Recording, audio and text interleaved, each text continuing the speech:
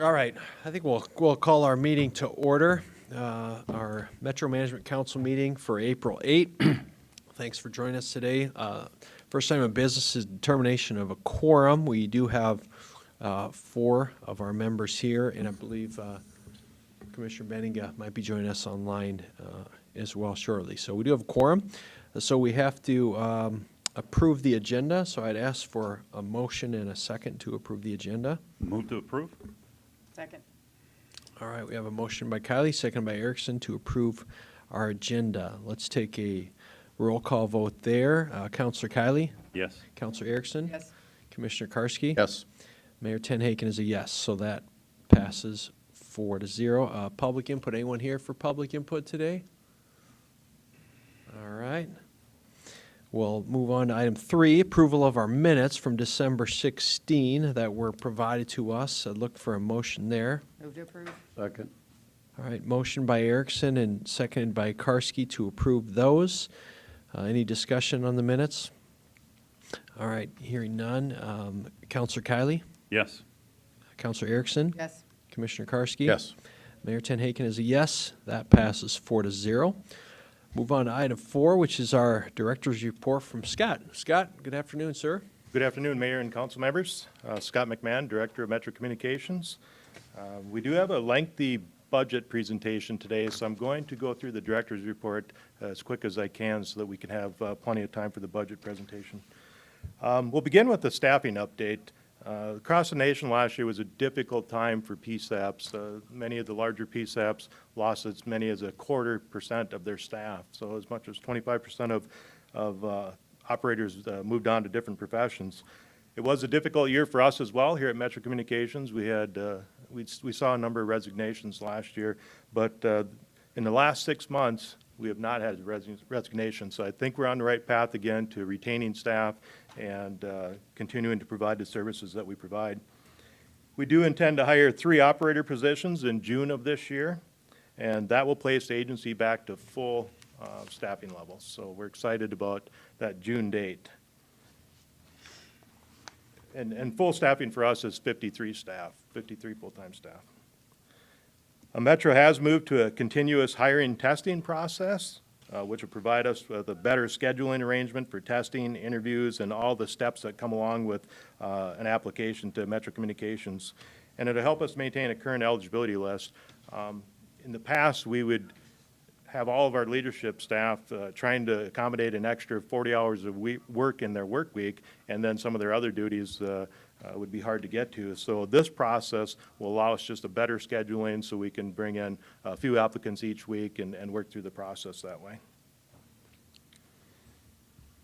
I want to just take a minute to recognize the leadership team at Metro Communications. I'm very fortunate to have the leadership staff that I have. It makes a director's job really easy when you have great staff to work with. And, you know, it's a leadership team that really believes in the agency. They believe the mission of the agency, and, you know, they know their purpose in the agency is important, just as important as the operators that we have on the phones each and every day.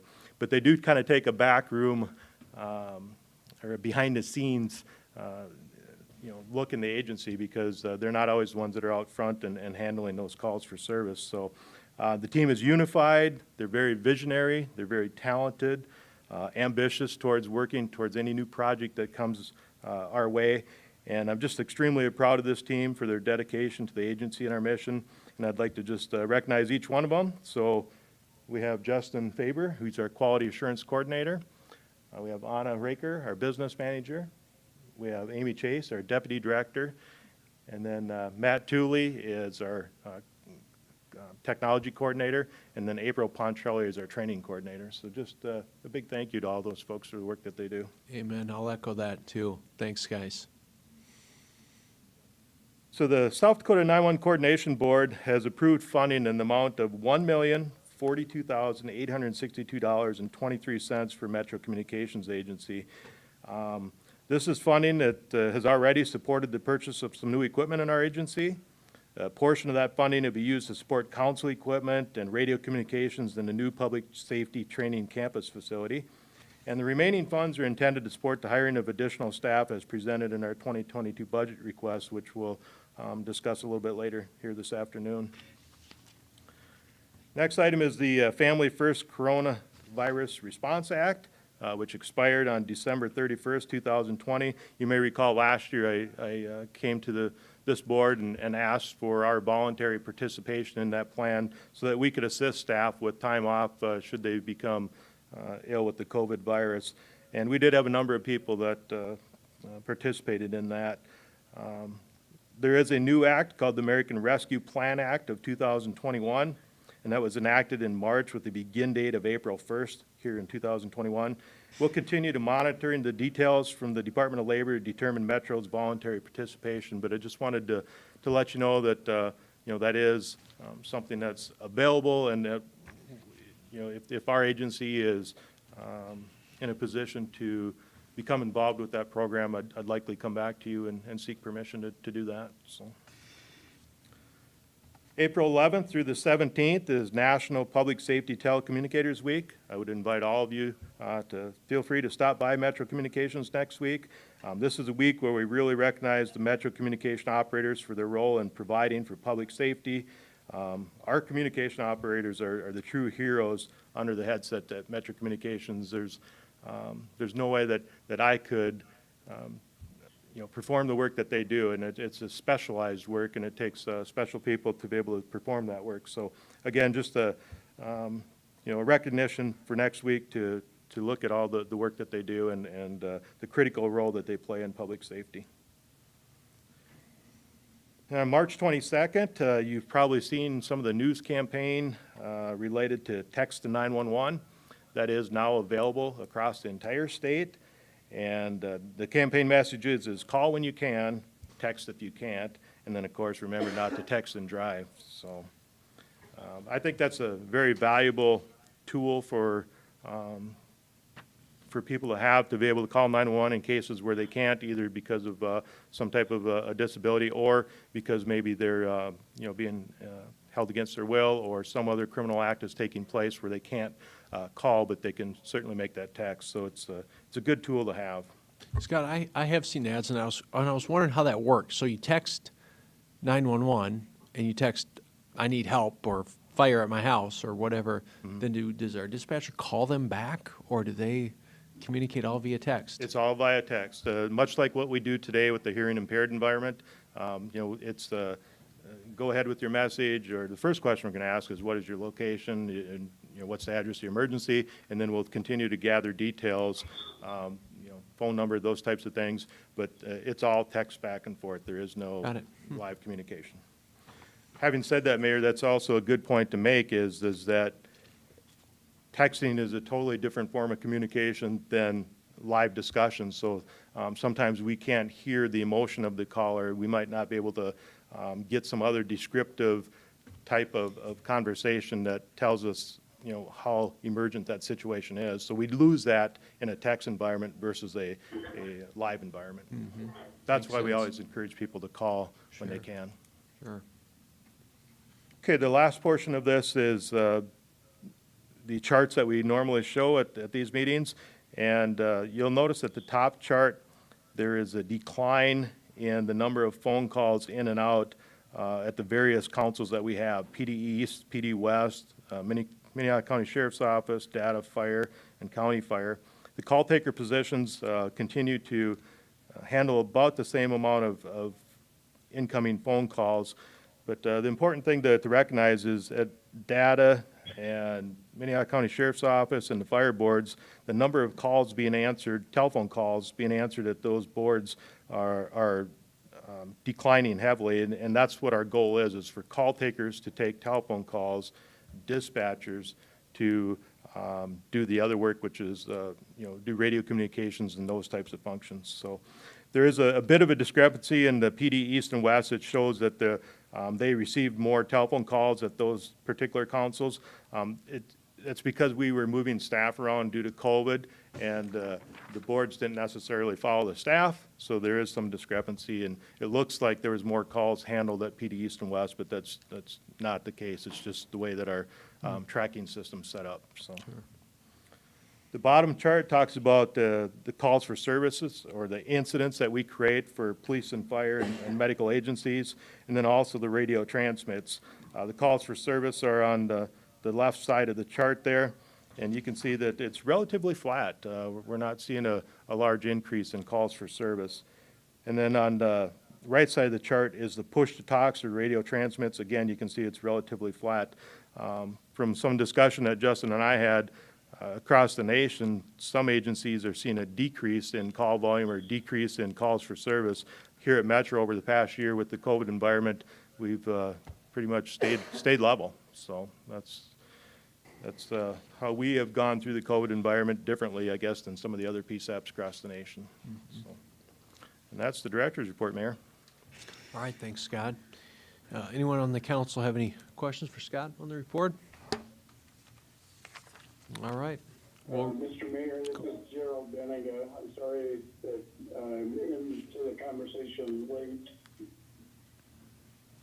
you're in, man. I'm glad you're on. Welcome, and we'll reflect it in the minutes that you're online as well. So thanks for joining us. All right, then we'll move on to item 5, financial statements for December.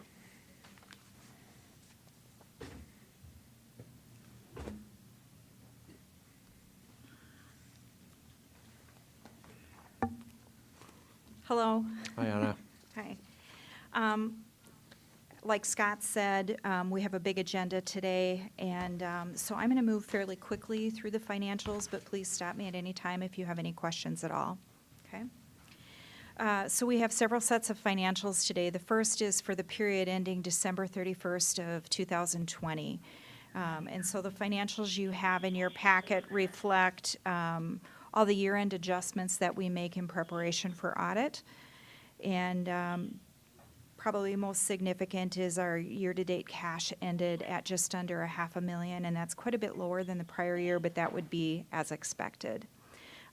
Also attributable to that is we had a greater amount of receivables for 911 funds at the end of the year, and it's just because the state was a little behind in remitting funds to us and to the county, and so there's an extra month missing there, so it would actually have been a little better. And that's why you'll see the due from county is at the end of the year in 2020 was $578,000, where it was only $380,000 in the prior year. And then you can see a similar trend with the due from state. It represents 3 months versus 2. Metro is in a good fiscal situation that's due in great part to the support from the city and the county, and of course to 911 surcharges. We continue to monitor our expenses and our revenues, and we continue to report everything appropriately, and you'll see that reflected in our audit also. The spend down in cash was Anna, something one we sec. budgeted. Commissioner Benninger, will you be able to mute your phone? We're getting a little feedback from you, if that's possible. I'm sorry.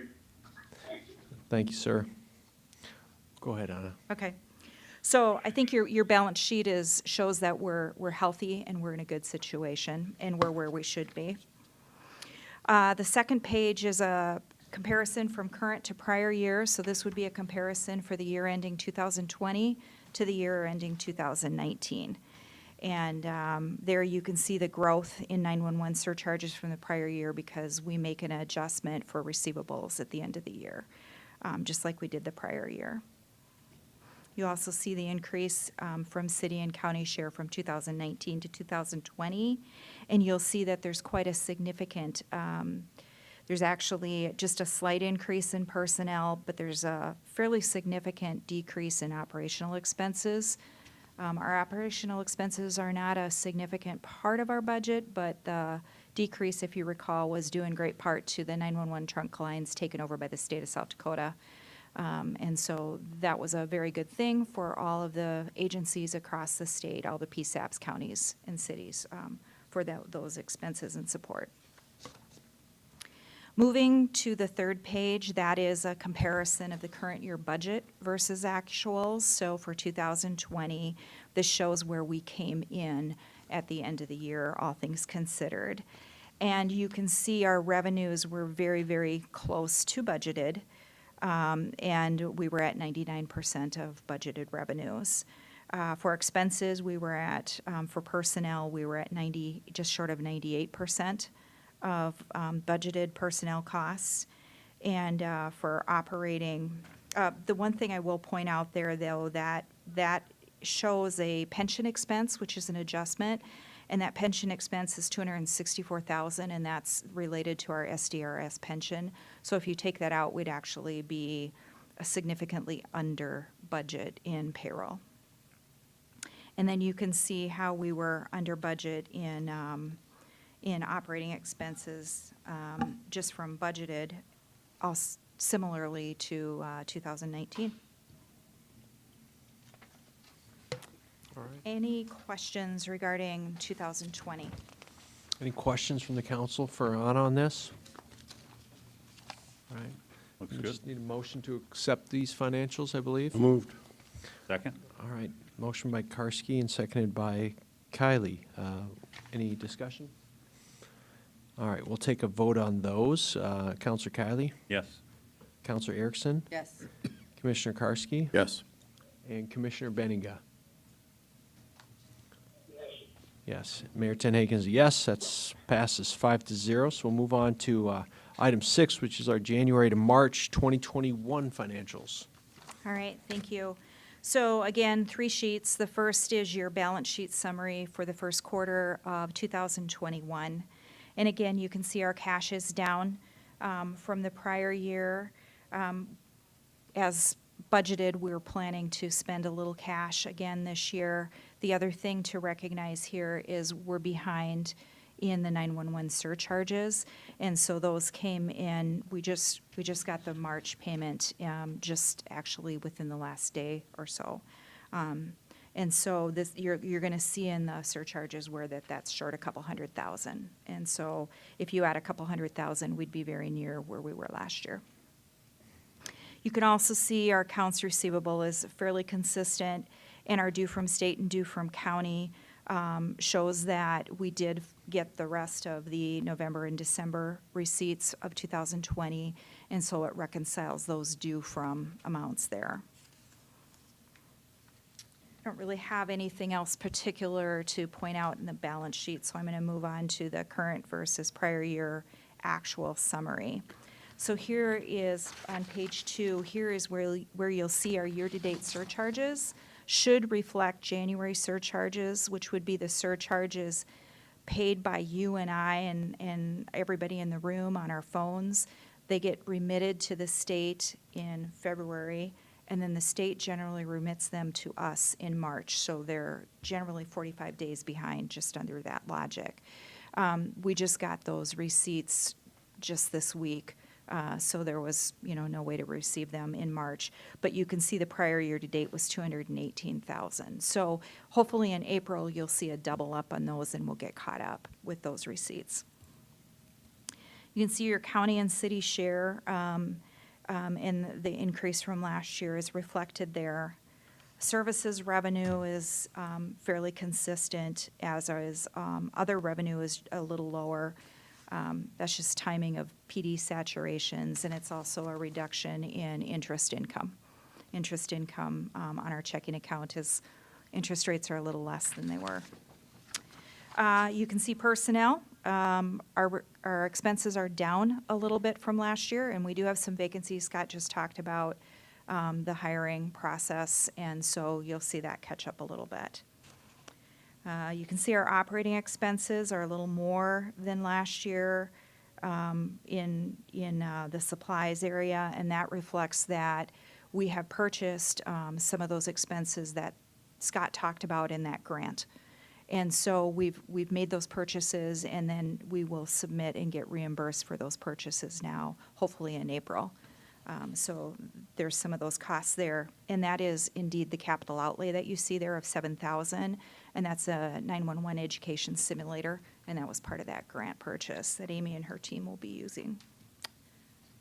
All right. Moving on to actual versus budget on page 3. Again, you see that we would have budgeted for $221,000 in 911 surcharges. They're just delayed about 10 days, so they have come in now.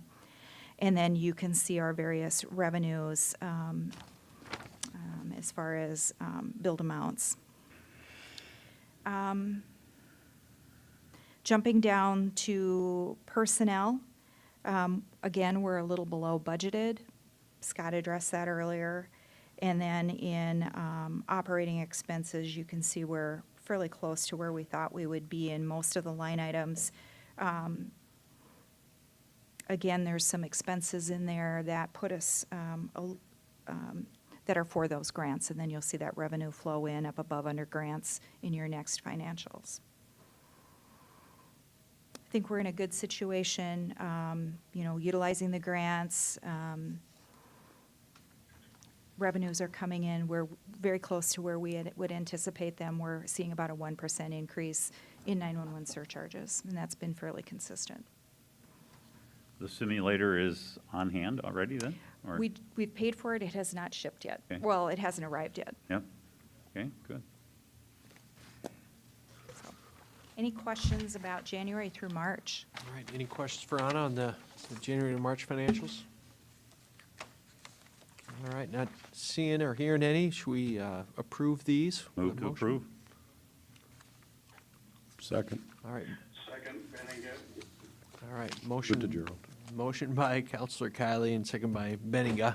We'll give it to Gerald on that, sure. Any discussion on the January, March financials? All right, let's vote on that. Counselor Kylie? Yes. Counselor Erickson? Yes. Commissioner Karski? Yes. Commissioner Benninga? Yes. Mayor Tenhaken is a yes. That's 5-0. Those are accepted. 7 is our Eid Bailey audited financial report. So you all received a copy of the Eid Bailey financial report. This is also uploaded as part of the meeting packet. So it's available for anybody on the website. It'll also be added to our financial reports section once you make the approval. I'm pleased to report that our 2020 financial audit is complete. It's been reviewed and approved as prepared by our independent auditors, Eid Bailey, and also the South Dakota Department of Legislative Audit. And our financial statements were found to fairly represent the financial position of Metro without any modifications. As in past years, just to remind you, Eid Bailey did issue a qualified opinion in regards to our decision to remove the GASB 75, which is the OPEB. OPEB is the other post-employment benefits. It had to do with the insurance benefit that we had been providing to retirees. If you recall, in December, we took action to change our personnel manual effective the 1st of this year. And we have just one employee who's been on that program for many years. She will be grandfathered in and continue to receive the benefit, but no additional employees will be added to that. So, audit went well, and I guess I don't really have anything out of the ordinary to report. Do you have any questions or anything else you'd like me to cover in regards to the audit? Any questions for Anna on the Eid Bailey audit? All right, not hearing any, ma'am, so we'll need to vote and accept this as well. Can I get a motion on that? Move to approve. Second. All right, motion by Kylie, seconded by Erickson to approve the Eid Bailey financial audit for 2020 as presented. Any discussion there? All right, we'll take a vote here. Counselor Kylie? Yes. Counselor Erickson? Yes. Commissioner Karski? Yes. Commissioner Benninga? And Mayor Tenhaken is a yes. So that is 5-0 as a pass. We'll move on then to item 8. Item 8 is our presentation of the 2022 budget. Mr. Mayor, can I ask a quick question before? Counselor Erickson, go ahead. You know, when you were talking about the texting 911, have you received any text to 911s yet? If so, how many, and maybe how'd it go? Yes, we have received text to 911. I don't have the number in front of me, but to my knowledge, all of them have worked well. We did an ample amount of testing ahead to make sure that the texting worked as it should, and it does, so. Is that something that you'll track then separately, just from the calls versus that?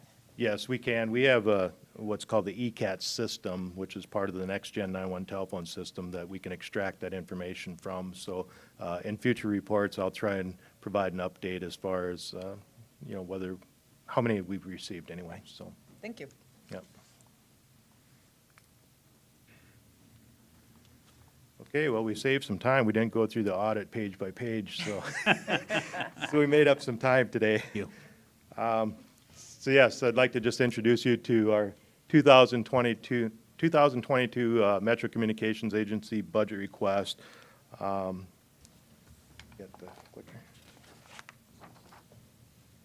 So the first thing we want to do is just highlight some of the accomplishments that we had in 2020, and trust me, this is only a small list to the many things that the staff at Metro did last year, from the operators up through the coordinators, and we had a great year, but I'm just going to highlight a few of these things. And first is that we implemented a new next-gen 911 telephone system. That system was fully paid for by the State 911 Coordination Board, and they took care of all the install of that system, and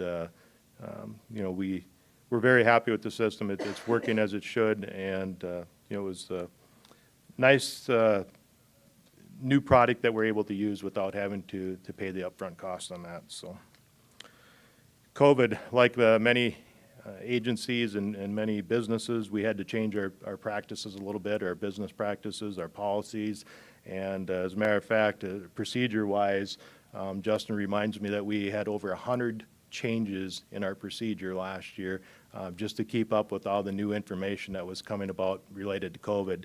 That goes from the implementation of what we call our emerging infectious disease screening tool, so that we could ask callers important information and relay that information to emergency responders. But there's all kinds of different questions like, did you travel? Have you been diagnosed? All those types of questions that we use to try and keep our emergency responders safe. So from an operator standpoint, they saw a lot of changes in the questions that they asked last year and the procedures of what to do with that information. So it was definitely a challenge for them to keep up with that. In addition, we just did what every business tried to do, which is protect your staff, your most critical workers on the front line. And we did that through numerous different changes at our center. There was a period where we had barricaded 2 different rooms to try and stop any kind of a spread of disease. We social distanced, we wore masks, we followed everything that the CDC suggested to do. So I think those things helped. I think we were able to go through the last year with relatively few staffing issues or few shortages that we had to deal with because of COVID. So we improved our backup center redundancy through what's referred to as SIP connectivity. We're able to move our administrative lines easier now because of that SIP connectivity. And then we also had a new fiber installed to our backup center at Station 3 headquarters, Fire Station 3 headquarters. And then we also installed a new next-gen 911 server, telephone server equipment at that location as well. So it really, truly does make it a backup center from our current location, should there be a fiber disconnect or something like that at our current location. We had our busiest day of the year last year on May 31st, which involved a civil unrest incident, and in about a 5-hour period, we answered more than 1,364 telephone calls and over 18,000 push-to-talks where our operators or our dispatchers were communicating by radio with first responders, police, fire, so forth. So it was a busy day in a 5-hour period to have over 18,000 push-to-talks and 1,364 calls. So. Sioux Falls Public Safety Training Campus, we continue to meet with city staff on that facility. It's coming along very nicely, and there's nothing more to report at this point, but it's coming together very nicely, and we appreciate that the city and the county came together to provide Metro with that new home in the near future, and we can't thank you enough for that support. So. We had a promotion of a deputy director and training coordinator. Both of those folks are working really hard in their new positions to enhance our operations and bring some change to training and just be as efficient as we can. And both of them, like I say, are just doing a fantastic job. We negotiated a 3-year labor contract with the AFSCME union that represents Metro Communications, and we had a very successful labor relations throughout many, many meetings, and I'm just very happy with the cooperative environment from both sides and to be able to establish a new agreement. So, some of our workload last year, we processed over 332,711 telephone calls. What that breaks down to is 100,371 911 calls that we answered. We had a total of 167,377 incoming, admin incoming calls. And then we had outbound 64,963 calls. We created just under 260,000 calls for service for our emergency responders to respond to. And then we dispatched 18,370 emergency medical calls for service. So it was a very busy year for us last year, and just excited to report those numbers to you. And it's an honor to continue to serve our partners in law enforcement, fire, and EMS through the role that we have. Next is a SWOT analysis and business plan. These two documents were created by all of us in the leadership team. They serve as a roadmap to our future for the next 5 years. And there was about 5 different areas that were apparent in both of those documents that we need to work on. And we continue to work through those things on a daily basis. Why wait? Do we have, let's get started. So we have.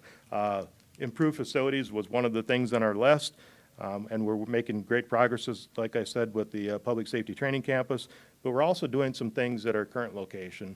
We've had very good relations with the county and some of the county maintenance staff, county IT staff, members from the sheriff's office have done things to help us improve our current location.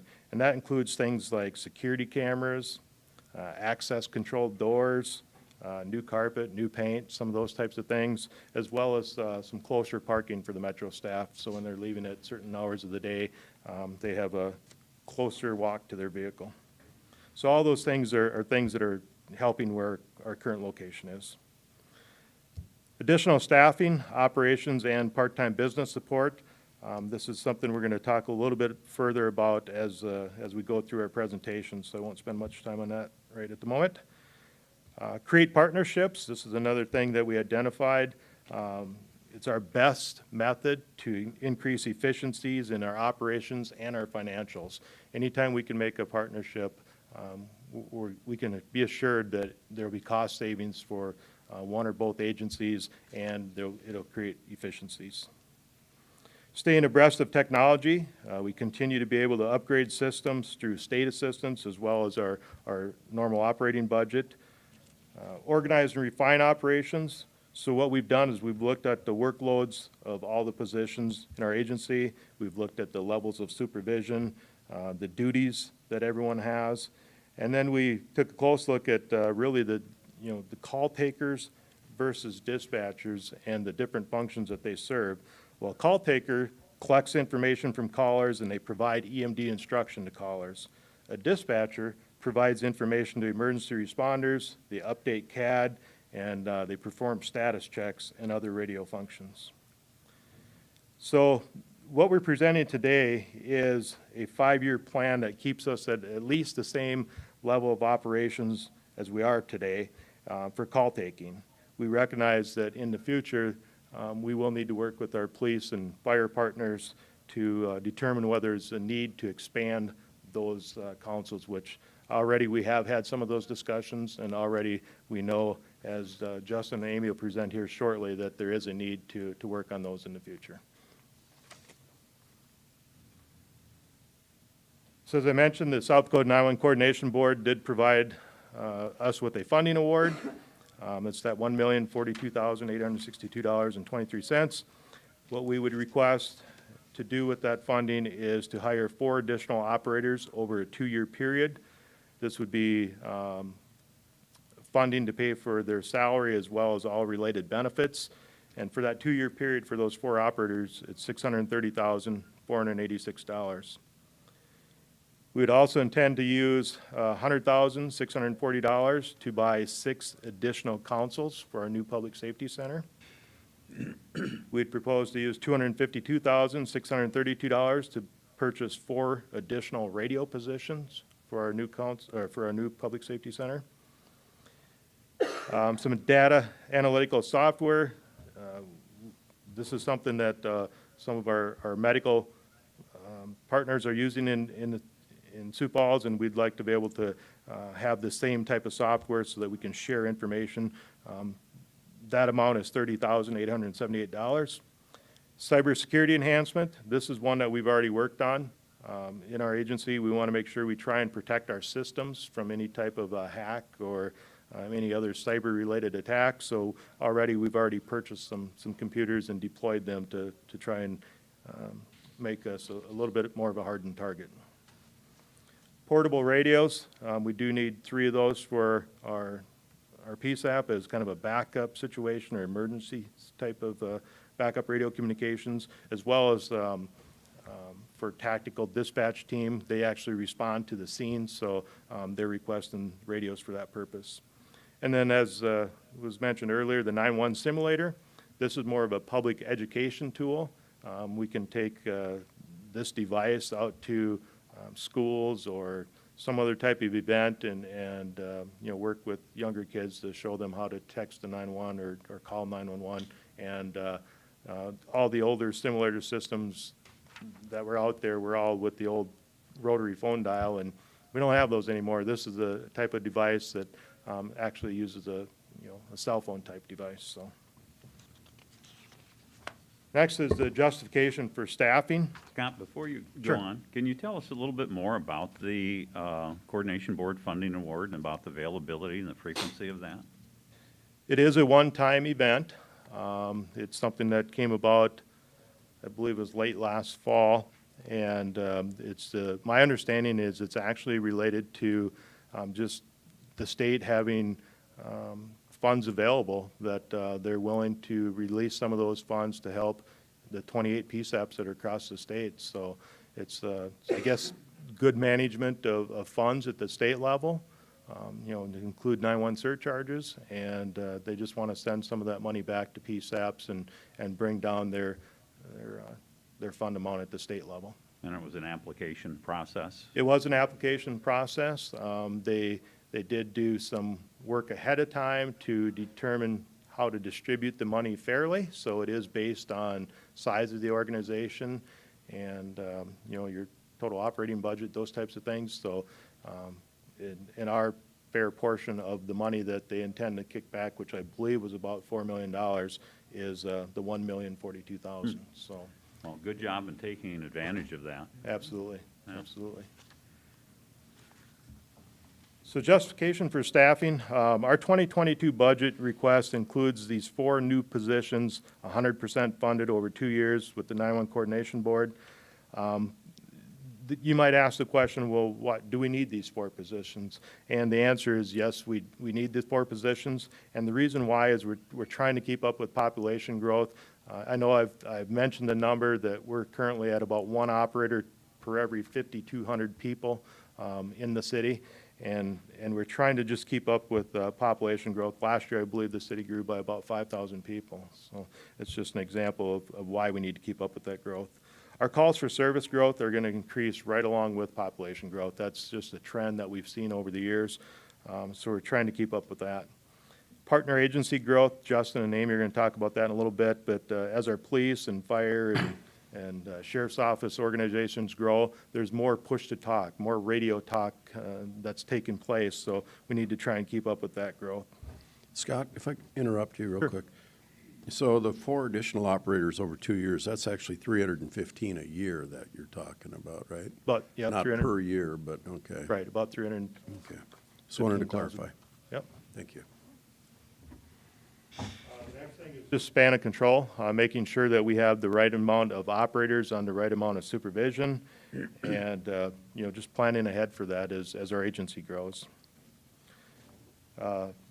Effective staffing, making sure that we're able to provide sick leave, vacation leave, training leave, maintain our minimum staffing levels that we have, be available for surge staffing, such as, like I mentioned, the busiest day that we had last year. We need to make sure when an event like that takes place that we have plenty of staffing to be able to assist us through those operations. And just the overall wellness of the operators. They have a very difficult job. It's a very busy job, and we need to afford them, the right amount of calls per shift so that they're not experiencing any type of a burnout situation. So, and then, as I mentioned with the radio push-to-talks, we're monitoring that, we're tracking that, we're having discussions with the police and fire agencies, and we know that eventually that's going to be our pathway to a third council at the police boards first, and then fire to follow at a later point. So the next slide is span of control, effective staffing. So I want to introduce you to a division supervisor position that we'd like to create in our agency. And the reason why we need to create this is, number one, span of control. We have 9 supervisors that are currently reporting to the deputy director, and we don't have any type of leadership in between the deputy director and those first-line supervisors. So a division supervisor is much like a lieutenant's position you'd see in a police department or a fire department organization. And what their function will be is to help with quality assurance, to help with scheduling, to be there anytime there's a high-risk, high-liability incident, so that division supervisor can lead the operators through that event while the supervisors themselves can still maintain the duties that they're required to do, which is make sure that the operators are entering information, that all calls are being processed, those types of first-line supervision duties. The difference is the first-line supervisors that we have today, when there's a major incident, a critical high-risk liability incident, they already are at a council. They can't break away from that council, where if we have division supervisors, their main role is to be doing other tasks besides being behind the council. So when something happens, they will have that availability to come and serve as far as supervision of the incident, not necessarily our operators, but the incident as it pertains to Metro. So we believe this will increase the flow of communication in our organization because there will be fewer supervisors reporting to each division supervisor. And as I mentioned, they'll help with quality assurance, the performance evaluations, all those things that now take a supervisor away from the council. We're trying to avoid doing that. And this is also a reinstatement of an operational leadership position that we had up until 2011. We had an operations coordinator. At that point, that position was eliminated. So here we are 10 years later, looking back at it and say that we need these division supervisors to serve in that same capacity as that operations coordinator did back in 2011. Should we talk about this now, or do we want to go to the end, or how do you guys want to do this? I'd like to talk about it. Okay. I guess the question that comes to my mind when I look at your org chart, looks like the deputy director has one function, and that's to supervise 2 division supervisors. Am I interpreting that correctly? Well, those 2 division supervisors report directly to the deputy director, but no, that responsibility would pass from the deputy director all the way through to the rest of the organization. I suppose the chart could be organized in a little bit different manner to show that or represent that, but yes, the entire operations fall under the deputy director.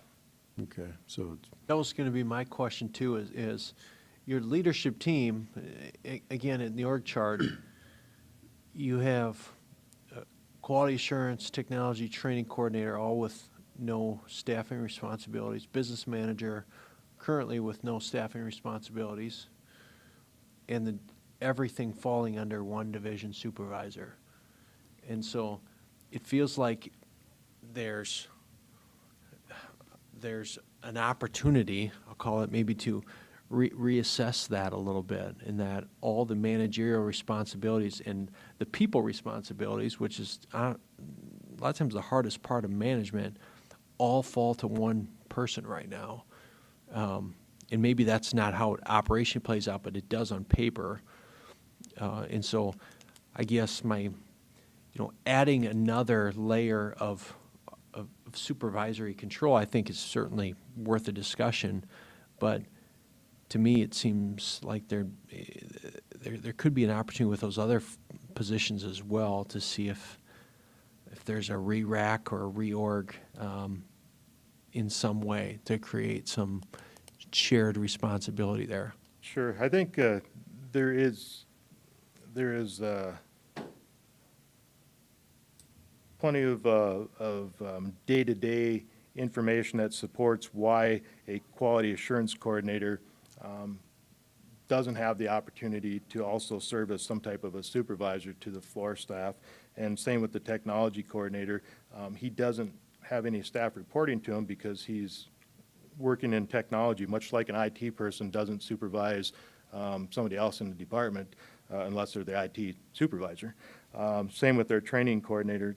That position doesn't have any room to allow for the training coordinator to provide any supervisory or even operator assistance, because their role as training coordinator takes up their entire 40-hour work week to perform the functions and the job duties that are listed with each of these positions. The business manager is kind of a separate piece of the agency that doesn't have any knowledge or ability to provide supervision to operations.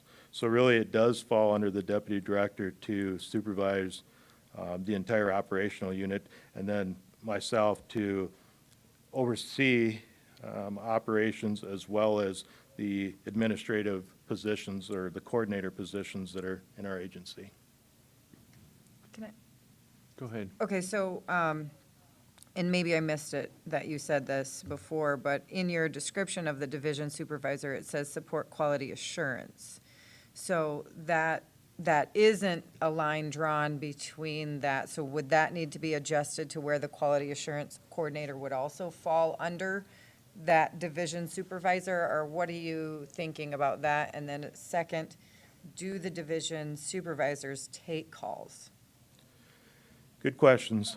So in relation to quality assurance, today we have 3 supervisors, I believe, that are quality assurance trained, and then we also have the deputy director and the quality assurance coordinator, as well as our IT coordinator. What we're finding is our IT coordinator doesn't have the availability of time to serve in the QA role. What we're finding is the deputy director doesn't have the time to serve in a QA role.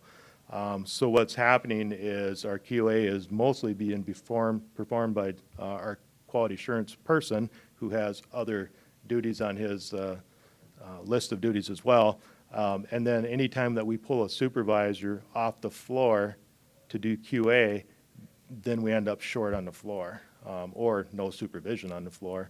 So that's why we're trying to create these division supervisors to take some of the administrative type duties rather than operational duties to perform those functions. So your second question again was? If they take calls. The division supervisors, our intent is for them not to take calls, and from the job duties that we've listed in their potential job description, I don't think they'll have the availability of time to even consider working behind the council, because there are going to be some really busy people in the agency. They're going to have that humongous responsibility to take information from leadership and make sure that it's passed down to first-line supervision, and that there's much more discussion occurring on a frequent, I'm going to call it a daily or even weekly, versus what's happening in the past, which was more of a monthly meeting type of process, where the deputy director would meet with the 9 supervisors.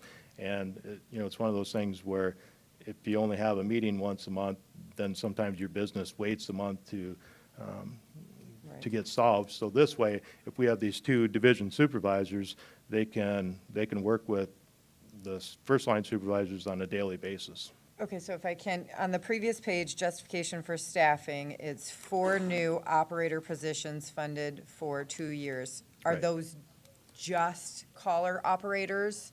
And then you'll adjust some of, explain to me how I'm just trying to wrap my head around, are you adding is your intent to add 4 new operators and these 2 new No. division, or are you taking 2 operators and Correct. unpack that? So we're asking for 4 additional operators through the state funding, but we'll take the 2 division supervisors from our operational staff. We're not asking to hire 6 people, we're asking to hire 4, and we'll take 2 from our operational staff to So you're service. really only net gaining 2 operators? Correct. Is what we're doing. Because Correct. that's a little bit of my concern as we continue to grow so much that if the calls for service are increasing so much that we need those actual operators. And then just coming from the legislator, my legislative mindset is one-time funds are intended for only one-time funded things. And so how will this impact, and we'll get to that in a minute, how will this impact your budget in 2 years when the grant's gone? Because you'll have to absorb that Right. from there as well, and so what the plan is for that. I'm not saying no, I have a lot of questions to understand another supervisory role versus maybe just a different streamline org to, I don't know. I'm not the best person to make those decisions. I've never done that. I know some of these gentlemen here have done that. Sure.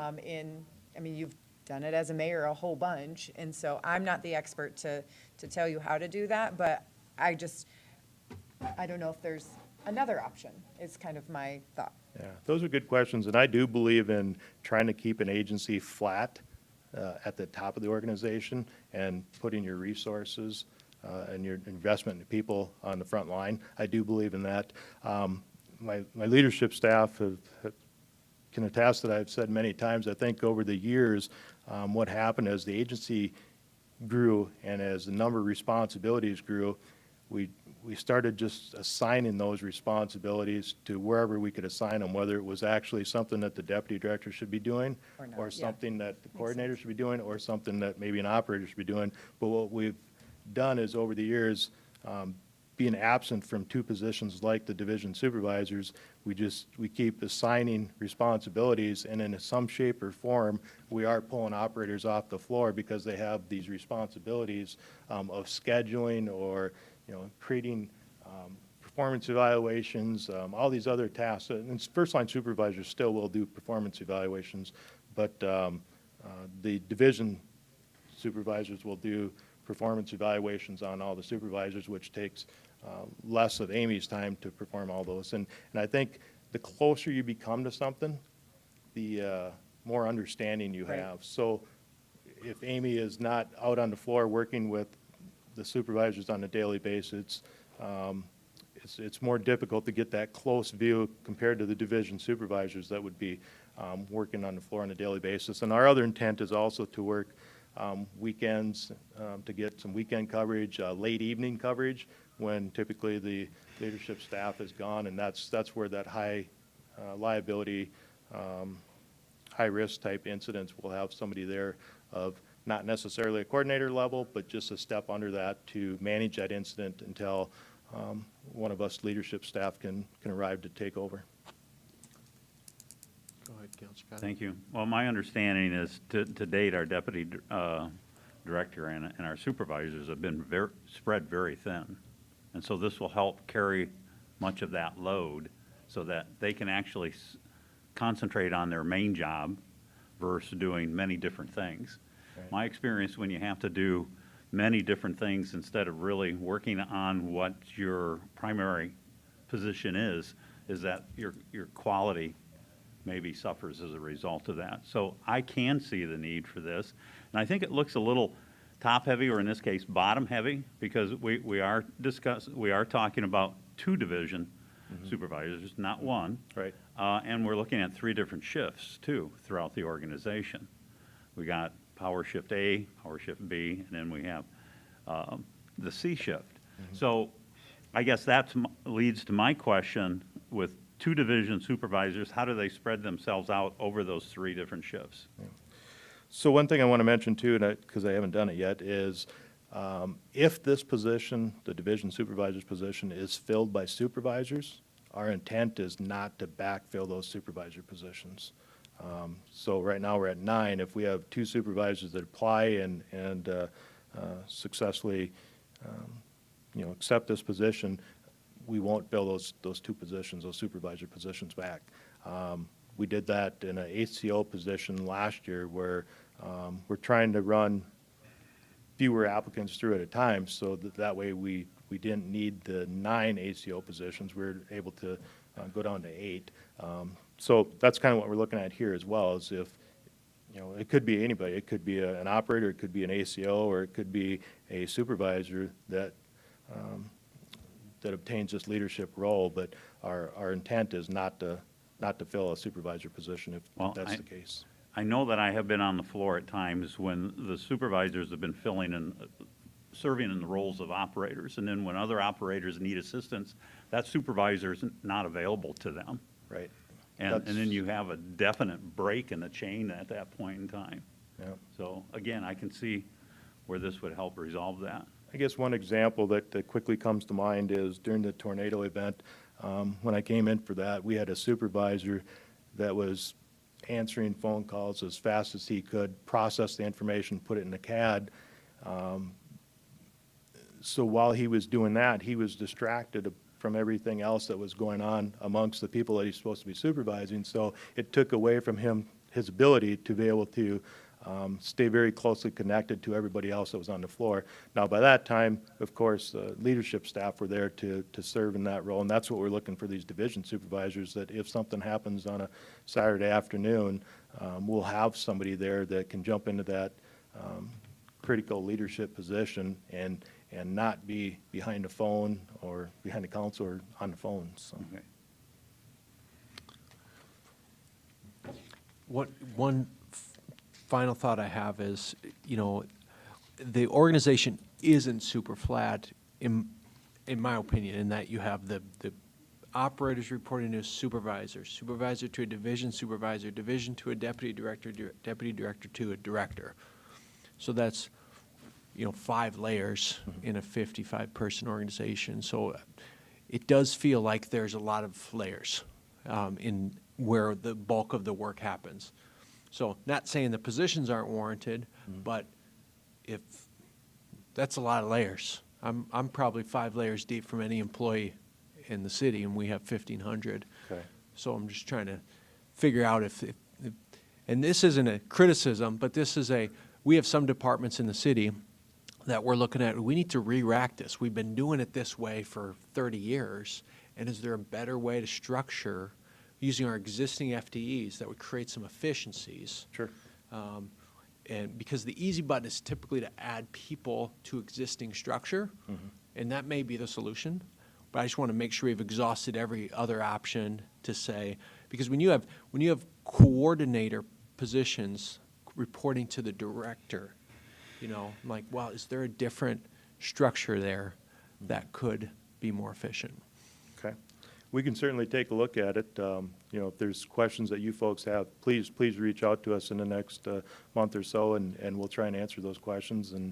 But yeah, I welcome, that's the point of us presenting this information to you, so that we can hear your feedback, and we welcome that feedback, and we'll take a look at each and everything that we heard today. So, the one thing I didn't mention yet is the part-time business support. Anna has been fulfilling that role she's been filling the business manager role since 2011 by herself. We had a business support position that back in 2011 was eliminated.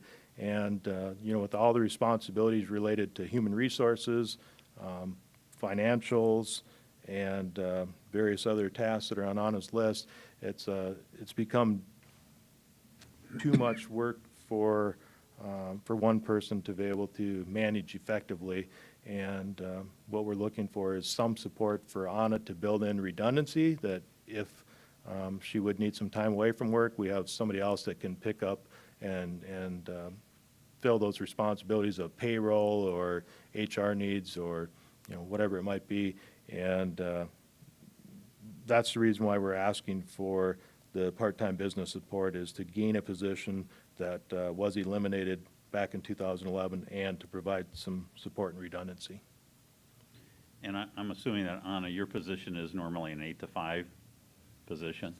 But I have noticed here recently, I've been getting emails from you at 8 o'clock in the evening. Is that part of the issue, this work overload? Thank you.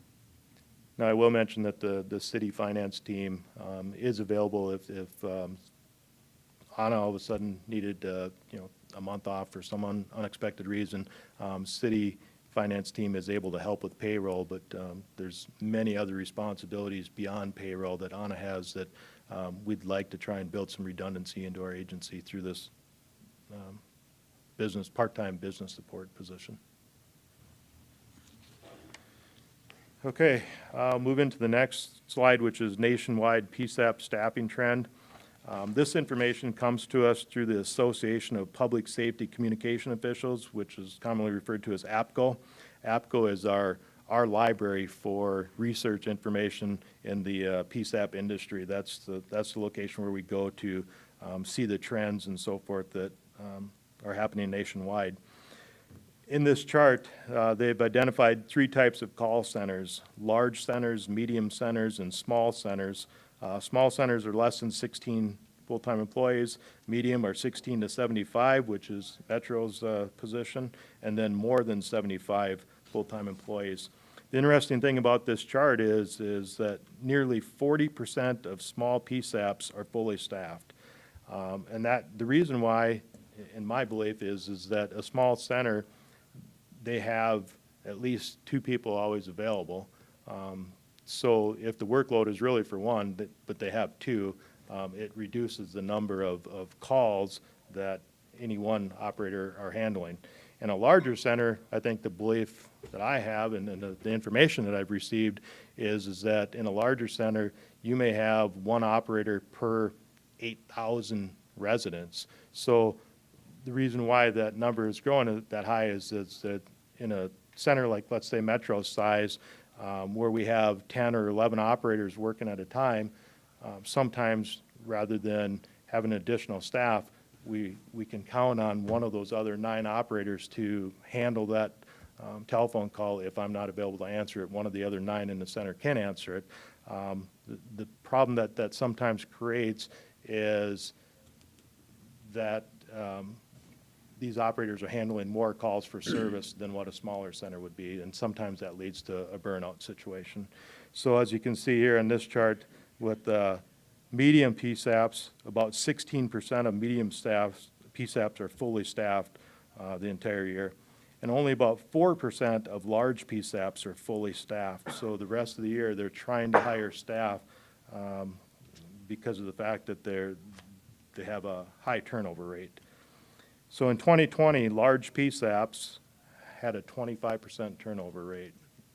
So that's something to try and manage, having more staff versus trying to go through the hiring and the retention type strategies that we do in every workplace. So, and this is really just kind of your introduction to APCO, so that Justin and Amy can lead you through some other slides that are APCO related. So with that, I'll let them run through the next few slides.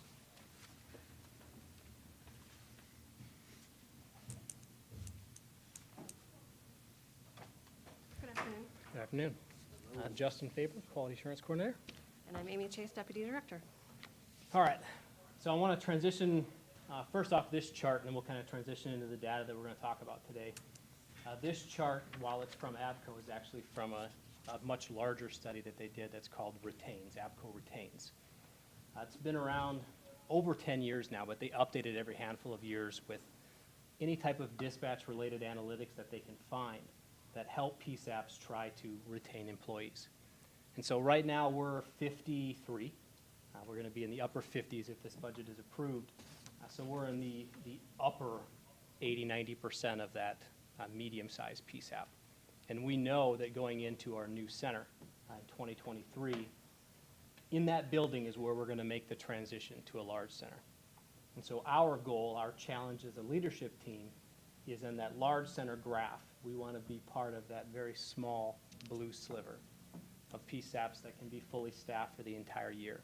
And so Retain's looked at those centers, and they tried to come up with metrics that we could kind of gauge ourselves with of what makes them in that 4%, what helps them retain employees, what measurables can we look at to try to make that our goal as well. And so one of the ones we're going to talk about is dispatch boards. Yeah, so as we talk about effective staffing and really looking at managing what our numbers are on a daily basis, historically, we've looked at projection in growth and call for service and population size. And we recognize that's important, so we're going to continue to look there, but really it's only one piece of the puzzle. We have call takers that will answer the incoming call volume, but we also have to look at the dispatch side of the house. Dispatching the responders to those calls for service, answering calls for help from the responders, maintaining their status, and those kind of things. So if we could look at the next slide here. What we're going to look at with this and what Justin and I have really dived into is our radio communications piece and looking at effectively staffing there. So on this slide, we're looking at hourly push-to-talks at our 2 police consoles. And our push-to-talks are any time that there's a radio transmission. That's either from us or from our responders. It could be as easy as simply acknowledging radio traffic with a 10-4, or it could be providing suspect descriptions, directions of travel, medical updates, and those kind of things. And we're looking specifically on this slide at our police consoles. So we have 2 Sioux Falls PD consoles. They're split geographically by Minnesota Avenue. So all law enforcement functionality west of Minnesota is handled by our Police West. All functionality east of Minnesota is on our east board. These are handled by one operator at each console. So one dispatcher handles all of the radio traffic on Police West, one dispatcher handles all of it on Police East. And at times that can be upwards of 30+ officers at a time, depending upon the time of day. We're looking on this slide specifically at the month of January for a couple of reasons. First, it's recent data, so it's fresh. But also we wanted to take a look at one of the months that's typically our slowest month of the year. And so looking at our lowest push-to-talk call volume. Then we're going to talk a little bit about agent occupancy, and I'll let Justin dig into that a little bit deeper. Yeah, so agent occupancy is honestly, it's a fairly simple term. It's kind of been thrown around in communication-based fields for many years. It's kind of been a buzzword the last handful of years for dispatch. Really what it represents is what percentage of the hour is the employee doing work. If they're doing work for 30 minutes, then their agent occupancy is 50%. One of the goals of Project Retains was to try to figure out, in communication-based jobs, 85% or less agent occupancy has kind of been an industry standard for a number of years. Retains wanted to figure out, does that number still fit in our kind of niche of public safety communications? It's a little bit of a unique communications type of job. What Retains found was that it absolutely does. That still is a great barometer of determining employee burnout, employee performance, is that 85% number. So we're going to kind of look at and kind of move our way left to right in the different columns with the different police boards. So for us, and when you start talking about 85% agent occupancy, at a police board that represents 157 or less push-to-talks in each hour. If we're below that number, then that dispatcher's agent occupancy is below 85%. This is an ideal range for us. I highlighted it in green because it is. The dispatcher can handle all the incoming traffic. Officers out in the field don't have any issues getting on the radio if they have emergency traffic. And you're not going to have any issues with dispatcher burnout due to workload. That's the green. When you get into the yellow column, that's greater than 157. So this is starting to operate above 85% agent occupancy. This is where you're going to start to see if a dispatcher is exposed to this for multiple hours through their workday. They can handle some hours at this level, and we know in our line of work we're going to have surges of activity. There's no way around it. But if they're exposed to that for most of their working shift, that's where you're going to start to run into dispatcher burnout and then long-term concerns with mental health. So that's where we that's the yellow. We need to make sure that we watch that. Between those first two columns, what's healthy? Healthy for us would be 70%, 30%.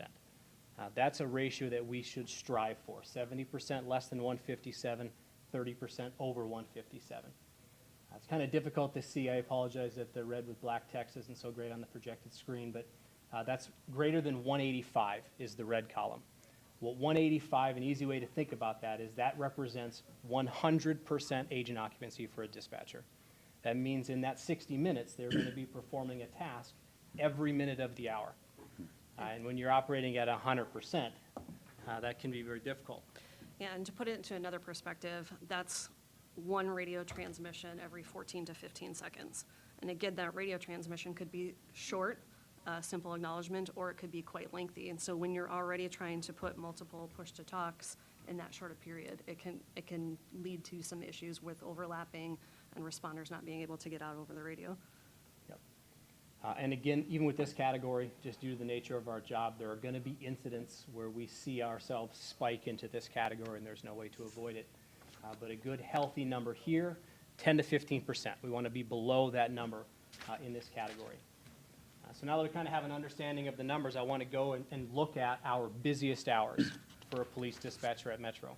So this is Police East between 1,500 and 1,900, and this is just an average of all of the hours in January of 21. We can see that the green category, less than 157. So what percentage of the time is that dispatcher operating less than 85% agent occupancy? And for all but the 1,700 hour, it's less than 50%. So most of the time, they're not even in this category. And when we start looking at greater than 157, so now it's what percentage of the time are they operating at greater than 85% agent occupancy? And it's over 50% of the time.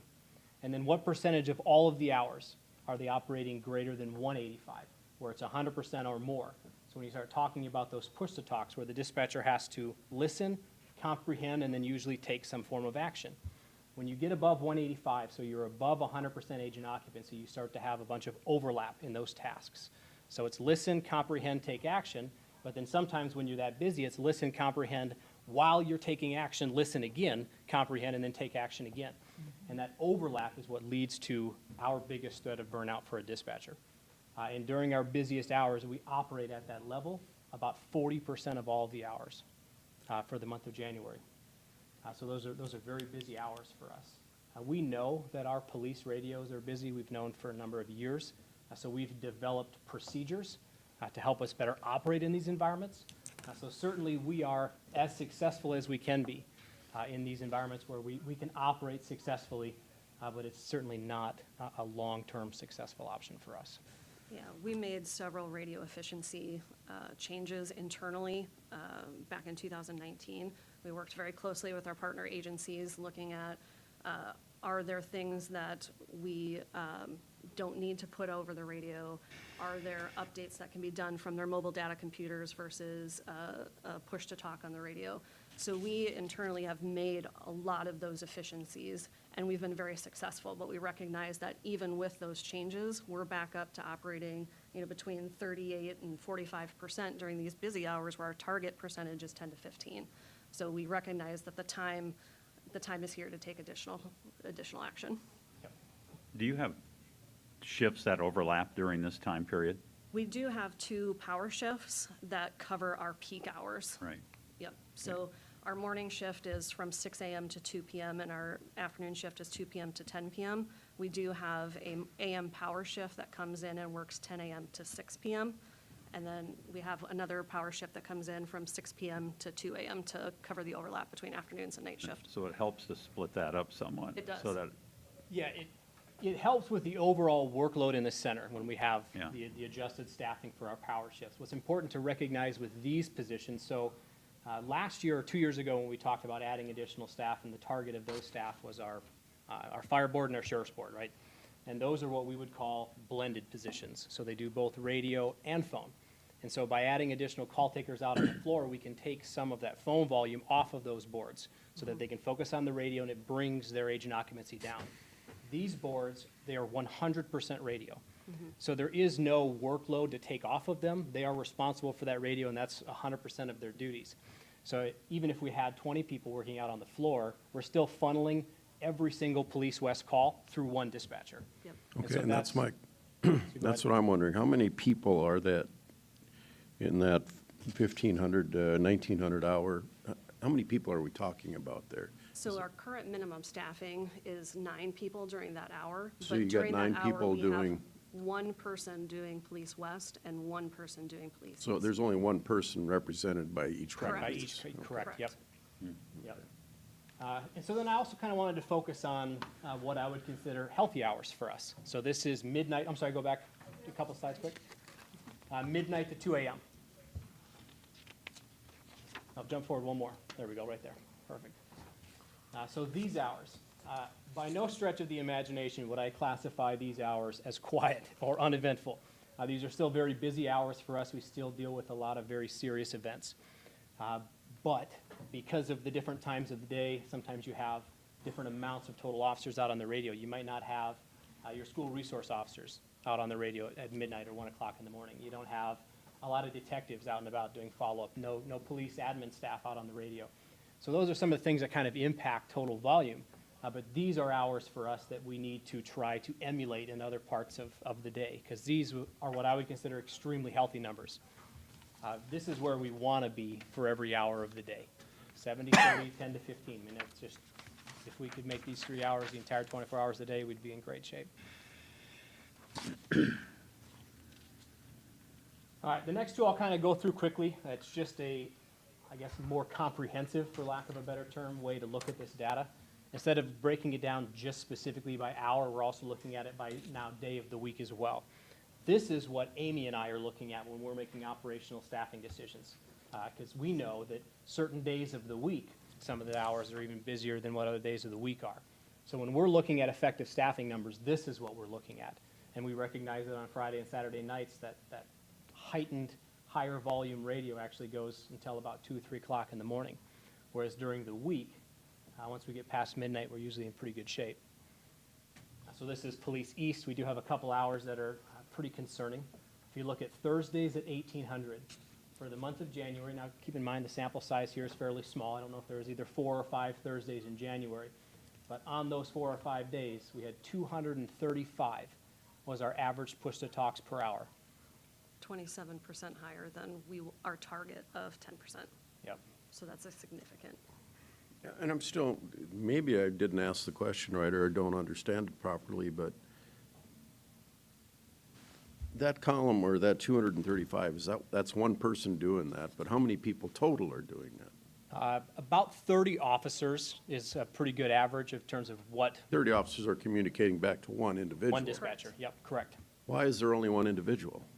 The way our operations are set up currently is, and it's been this way for 20 years, as long as I've been there, where we've operated in a geographical split of the city, one being west of Minnesota and one being east of Minnesota.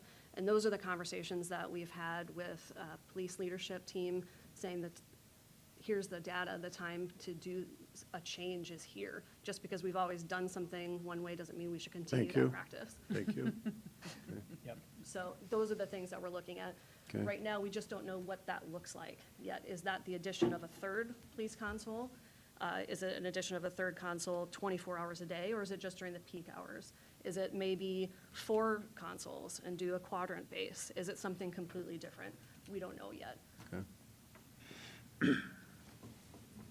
Okay, and you can jump to the next slide, and it's just the exact same slide, but this is our Police West Council, and it really tells the exact same story. The meat of our day is where we're busiest, about noon, 1 p.m.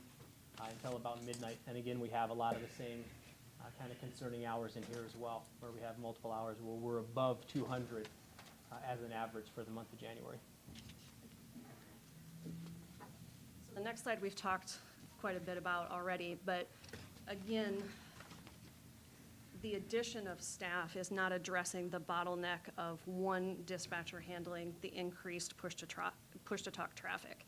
And so if you look over the past 10 years, if looking at the police department, they've increased by almost 22%. That's an addition of 50 officers on the radio. So 50 more officers talking to still the single dispatcher. That's been there. And that's true with the other partner agencies as well. Sioux Falls Fire has increased almost 16 and a half. So we know we're going to have to look at that console as well and looking at doing our operations differently and potentially splitting those duties.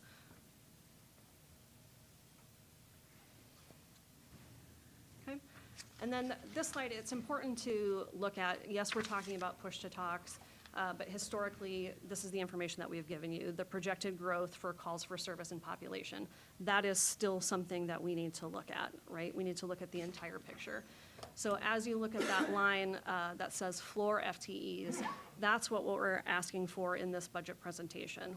So 4 in 2021, then with an addition of 1 each year. What that addresses is simply the increased growth in calls for service and population. It does not reflect the need to address the push-to-talks and the workload at those radio consoles. And the reason it doesn't reflect that is, again, because we don't know what that looks like yet. We're going to work very closely with our partner agencies because that's not a decision that Metro can make by ourselves. We need to work with the police department and say what makes sense for your operations. So we're in those talks right now. We have a target date of 2023 for potentially adding more staff to address an additional console or however that ends up looking. But we don't have that picture yet. So when we come back to you next year, then we'll have a better idea. But we wanted to make sure that we are very transparent and know that the numbers that we are going to be asking for are going to change based on that. Do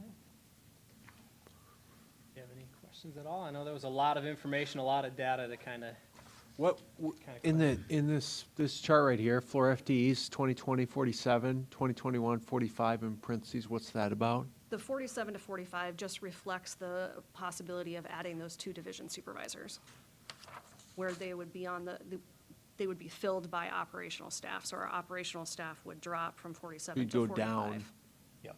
if you didn't add any FTEs and if you created division supervisors? I understand. Correct, yes, correct. Ye- Operational staff would go down by Currently, 2 yes. if we did that. And then the addition of 4, In January 1 of 2022. 22 brings us back to 49. Got it, okay. Well, Okay. good job. I think you led us to where you wanted to lead us to. Yeah, it's You very You painted a effective. pretty good picture.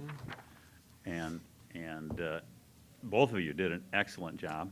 I'm also thinking, Amy, boy, you really hit the road running in your new position. So, good job. Thank you. Well, we'll turn it back over to Scott to talk about what Thank you. financial implications. The numbers. Yep. Thank you. Thank you.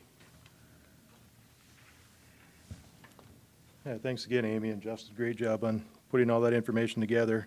And that's a big piece of what Justin does in our organization, not only for Metro Communications, but he's relied upon heavily from our partner agencies to provide information, to sometimes create Excel documents and so forth. So he does a lot of work in that area. That was good. I mean, I think that's the first time in the 7 years that I've been on this board that we've had that type of presentation. So that was very enlightening and educational. The leadership team worked very closely on this budget presentation today, so we all had thoughts and ideas of what should be included in it, so it was very cohesive, collective presentation that we put together. All right, so the document that's in front of you now, you'll recognize is very similar to last year. It really hasn't had a lot of changes other than these 4 positions that we're talking about. So I'm just going to start on line 2 and then move over to the 2021 budget. You'll notice that this year we were approved by city and county for a 25% increase in our budget. In 2022, that number is 15% under that line 3. And then as you go into 2023, it's 13%. And then if you drop down to the bottom of this chart at line 40 roughly and go across, you'll see a 9% in 2024, a 9% in 2025, and a 9% in 2026. So these are the same numbers that we presented to you last year, the 25, 25, 15, 13, 9, and 9, and 9. So we're not asking for any increases above that. And I should mention that we did speak with the city finance team as well as the county auditor's office, and we introduced them to the same budget sheet that you can see in front of you today. What'd they say? They both said, it looks like you guys did great work, keep up the great work, but it's up to the city council and county commission to make that final decision. So I do feel like we had support, honestly, but in the end, you know, we're doing everything we can to keep costs down while at the same time making sure that we're paying attention to our operations. So I want to look at line 7 and go across to where it says 2022 proposed budget. You're going to see that number of $326,307. That takes into account the funding for those 4 positions that we're talking about, which is roughly like, well, it's over 300,000, but I want you to also know that there's some other grant funds that are built into that number. That's not just for the 4 communication operators. It's other grant revenues. So then again, if we move over to that same line 7 under 2023, you're going to see that number is now $343,307. Again, that's communication operators as well as other grant funding. So then I want to drop down to line 16 and move over under 2022 proposed budget, and that's where you'll see that number that reflects the 4 communication operators, $307,958. So then if you go under 2023, that number now changes to $404,752. That's because that's for the 4 communication operators plus the one that we intend to ask for in 2023 as it sits today. Now, if our police and our law enforcement discussions lead us to come back to try and ask for more to create another board, or we do some type of a hybrid, certain hours of the day where we allocate more people to police radio communications, that number may change in the future. So then under line 17, under the 2022 budget, you can see that $52,223. That's the amount that we're proposing for that part-time business support position. And then I want to drop down to line 18, under 2021, this year's budget. That's at $73,781. Last year, when we came to you, we said we want to create a temporary staff budget rather than ask for a full-time position. So we did get that $73,000 for temp staff, and I want you to know that between September of 2019 and December of 2020, during that period, our temp staff worked over 3,200 hours. There's a benefit to that because they do not receive benefits. They receive the pay, but with no benefits. And that allowed us to get about 1.4 FTE positions from that temporary staffing. So there's a benefit for us to have temp staff. And their flexibility to come in on weekends, to come in, you know, various hours. They're just a great resource for us. So I just wanted to report back that that is working out well for us. So in the further out year, in 2024, that's when line 7, that extra revenue falls off, goes away. So to me, it almost would help to see one more year of projections, because that's kind of the aha year. And I don't know if you guys do forecasts out that far. I do 3-year forecasts, but that's when we really have to come up with a substantial chunk of revenue from both the city and the county. I think Anna wants to jump in here, but the 2024, 2025, 2026 budget's at the bottom of the sheet Oh, there. perfect. Lines Okay. 39 through 49. You got 239s and 240, 2 line 40s and so forth. So Yeah, you gotta look that's at right. Yeah, that's where I got a little confused at first, but, and that's my, if you don't mind, Mr. Mayor. You know, both the city and the county shares from 2020 to 2026 are both going up over 100%. I mean, our contributions are both increasing 100%, but our expenses are only going up 70%. I'm Right. having a hard time. What am I missing there? What is falling off? The next line then to discuss that would be our ending cash balance, which is line 41. Last year, we intended to use an additional $390,000 from cash balance that we ended up not using because we had several staff that resigned, and we didn't spend as much on personnel as we thought. So last year, we used $139,000 rather than the amount that we intended to use. So that placed the money back into that cash ending balance. But as you can see, from 2021 on line 41, 2021 going forward, that number is increasing. By 2023, we're at 1.3 million in cash reserve. Yeah. So we're increasing that number, but at the same time, we're decreasing our request to you each year. That's dropping from 25 to 15 to 13 to 9 and 9 and 9. So it's collecting additional dollars to bring up that cash balance so that when we start going through those periods of 9, 9, and 9, and it starts dropping back down to an ending cash balance of 570? yeah, then we'll, you know, in 2026, maybe we'll have to take another look and see if we have to. What we're trying to avoid is not doing a 25% increase like we did last year and this year, or for this year and next year. It's that 25%. We're trying to avoid that so that it's more of a level number increase of, you know, 6%, 10%, whatever that number is. I feel like I'm on your case today, so I apologize in advance. The struggle, and I know that we approved those increases, but I don't know a city department that's getting a 25% increase. I think they would love a 9% increase for whatever it is, and so, I mean, it just makes me a little bit uncomfortable going, we're telling everybody else, you're not getting anything, and then we're saying, oh, but by the way, we're giving Metro 25, 15, 13, 9, 9. 9 is a lot for a lot of departments, too, so I get it. I know we've approved it. I'm just thinking aloud through some of this that we've got to justify it, and we've got to show charts like Justin did to say we need the staff, but I'll hearken back to the beginning again of saying we need people that aren't going to get burned out from doing east and west. Right. If you come to me and say, I want 4 people and we're going to break the city in quadrants because it means we're going to keep them around for 3-4 years, I'm probably going to say yes to that versus another level of mid-management. You know, I know we talk about performance reviews and everything. Those are done on an annual basis, I'm assuming. We do them often as Right. well.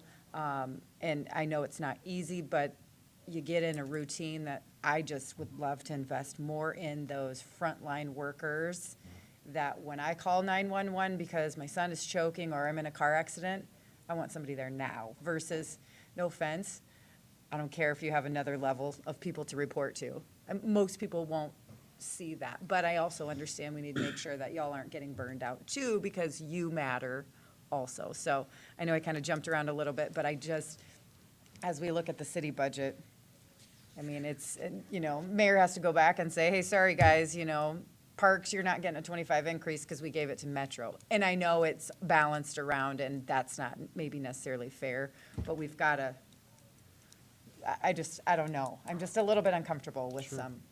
I completely understand. I was in city government for 25 years, and for the last 15 was budget related, and to ask for a 25% increase is not normal. And when I came here, I said, why is it that we're asking for a 25% increase in 2020 and 2021? And what I was presented with is kind of a history of 911 as far as Sioux Falls and where the spending or the revenue sources were. And what I was showing is essentially from 2008 to 2018, the revenue or level of support remained relatively flat. Yeah. And our number of staff that we hired remained relatively flat, and we're trying to spend down some reserves that we had.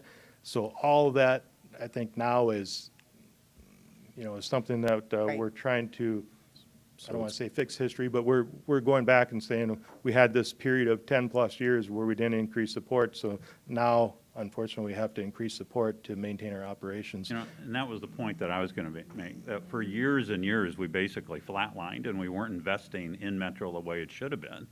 And then we get caught, and now we have to, because our population and our calls for service are greatly increasing. So if you do want to have that operator answer the call when your son is choking, this is what you have to do. I read a lot of bulletins from the industry, on PSAP industry, and unfortunately, there are large centers, small centers, medium-sized centers out there that are not meeting the expectations of the public, meaning that they're also not meeting some national standards, which are, we're required to answer that 911 call in 15 seconds. That's the national standard. There are all kinds of articles out there about where people have waited a minute, 2 minutes, 3 minutes, sometimes much longer than that to have a 911 call answered. And I can say that here at Metro Communications, that's never been the case to my knowledge. And to today, we answered most of our 911 calls in, for sure, less than 10 seconds. And most of our business line calls are answered in less than 20 seconds. So it's just it's a bragging right for us to have here in the Midwest and at Metro Communications to say that we're answering all of our 911 calls in less than 10 seconds for the most part, so. You know, and for a service that's valuable too, I can't think of anything that's a service that's more valuable throughout this city than calling 911 and having somebody pick it up versus having another park, city park, or amenities in a park, or even my pothole out in front of my street filled. It's not necessarily a life-depending event. You know, this is.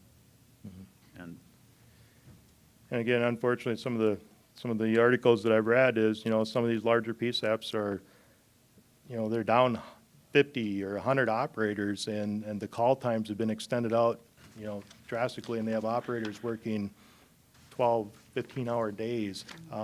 We've avoided all that here at Metro Communications. We really are fortunate to have the staff that we do, to be able to process calls in the time frame that we do.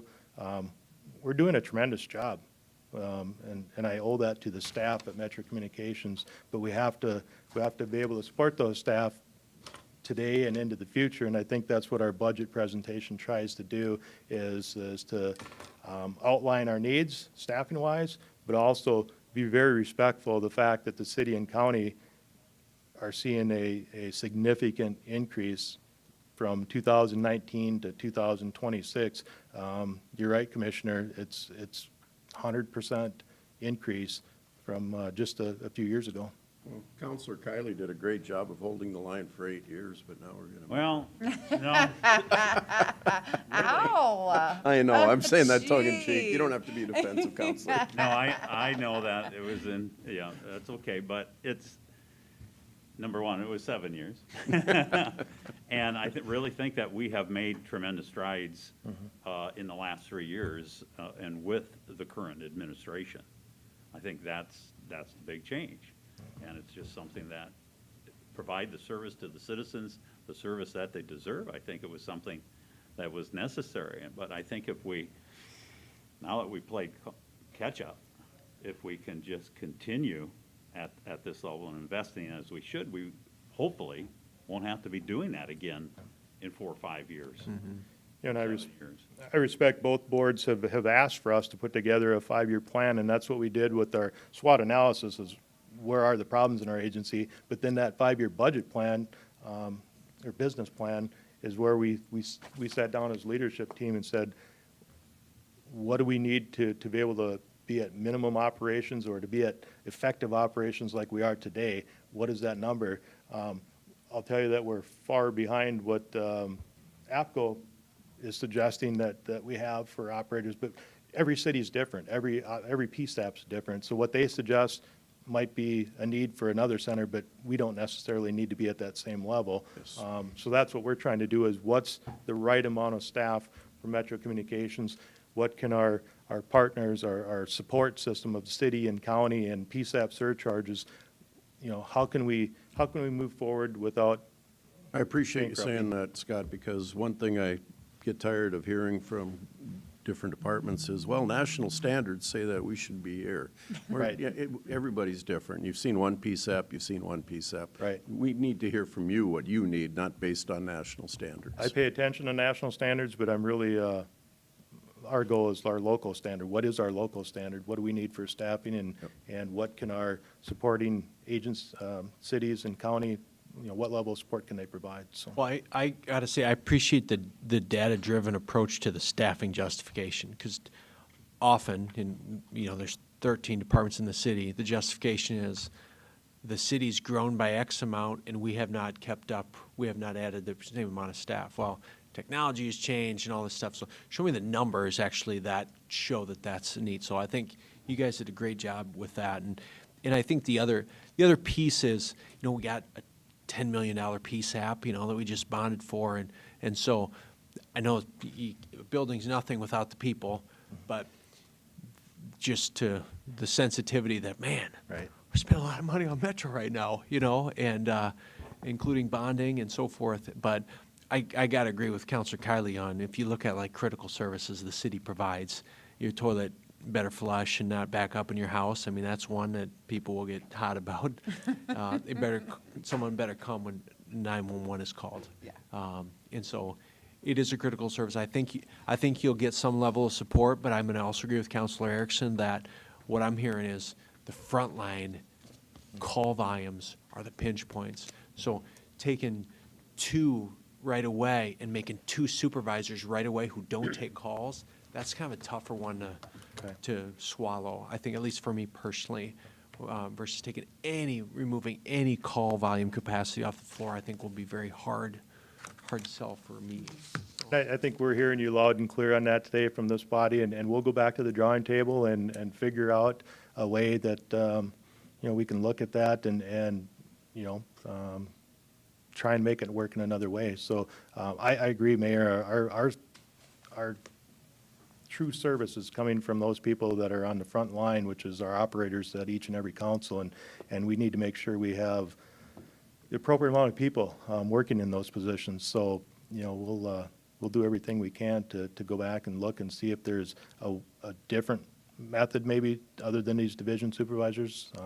We've had a lot of conversation on it. We kind of settled we did settle as a leadership team that's the direction we wanted to move, but we certainly hear your concerns about making sure that these 4 positions are for the floor and not administrative. All right. Well, we don't need to take action on it today, but we'll take action at our next meeting, which is already on the 28th. So it's April 8th today, so 3 weeks, we got a follow-up meeting in which we will take action on the budget. So I think what the expectation would probably be is a representation maybe of some of these changes, or even if you want to get that to us ahead of time Okay. with an explanation Sure. of, hey, this is, so we have a time to absorb it before we're up here. I think that would be great. So, okay, really appreciate it. Is there any need to get an exec session? I don't have any, so. Okay. All right, you got any other business? I do not. Okay, I just need a motion to adjourn us out of here then. So moved. Second. All right, motion by Kiley and seconded by Erickson. I got to do a roll call vote on that, so Counselor Kiley? Yes. Erickson? Yes. Karski? Yes. Benninga? Yes. And Ten Haken's a yes. Thanks, Gerald. Thanks, guys. Thank We're you. adjourned. Thank you.